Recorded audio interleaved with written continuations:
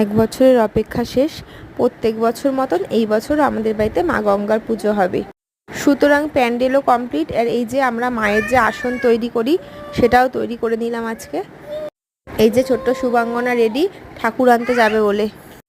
খুব ব্যস্ত তিনি আজকে, তাকে আজকে ধরা ছোঁয়ার বাইরে। এখন আমরা সবাই মিলে চলে গেলাম আমাদের পালবাড়িতে ঠাকুর আনতে। এই যে আমাদের মহাদেবও তৈরি হয়ে গেছে, আর মা গঙ্গারও এখন লাস্ট টাচ আপ দেওয়া হচ্ছে, মুকুট লাগানো এই জাস্ট সবই কমপ্লিট হয়ে গেছে। এই বছর আমাদের মা গঙ্গা ডাকের সাজে সেজে উঠেছে, আর মায়ের সাথে দুজন সখীও রয়েছে। এখানে আরও অনেক ঠাকুর তৈরি হচ্ছে, দেখো সবাই। এই যে মা কালীটা তো খুবই সুন্দর। আমরা বাইকে ছিলাম, আর এই যে আমাদের ঠাকুর আগে আগে যাচ্ছে ভ্যানে করে, বাড়িতে চলে এসছে।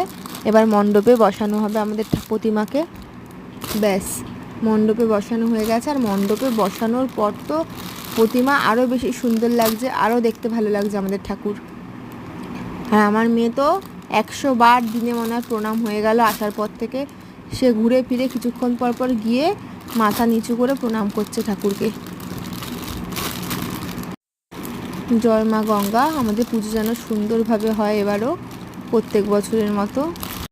মায়ের কাছে জাস্ট এইটুখানেই চাওয়া, সবাইকে ভালো রেখো, সবাইকে সুস্থ রেখো, সবাই যেন ভালো থাকে, ব্যাস।